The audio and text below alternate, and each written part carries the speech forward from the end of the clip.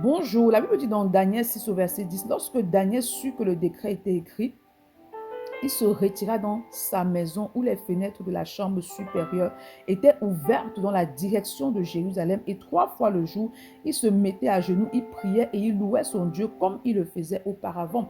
Donc ici, on a un Daniel qui prie avec les fenêtres de la chambre ouvertes après qu'il y ait eu un décret qui a été proclamé qui disait en fait qu'il ne devait pas adorer un autre Dieu, il devait uniquement adorer le roi pendant une période de 30 jours. Cela n'a pas empêché Daniel de continuer à prier. C'est la raison pour laquelle tu ne dois pas, tu dois pas laisser quelque chose t'empêcher de demeurer dans la présence de Dieu. Tu ne dois pas laisser les difficultés, tu ne dois pas laisser le désert, tu ne dois pas laisser en fait ces épreuves, ce mur qui est devant toi t'empêcher de continuer à prier. Tu ne dois pas laisser les décrets, les lois qui sont établies dans ce monde t'empêcher justement d'être connecté à Dieu. Ce que le Seigneur attend de toi, c'est que tu demeures devant son trône, c'est que tu demeures à ses pieds, c'est que tu demeures dans sa présence, que tu demeures son intime et ce, peu importe ce qu'il y a autour de toi, peu importe les difficultés, peu importe les lois, peu importe les décrets qui sont établis, le Seigneur désire être ton intime et ce, en toute saison. Tu ne dois pas laisser ce qu'il y a autour t'empêcher de servir le Dieu que tu sers.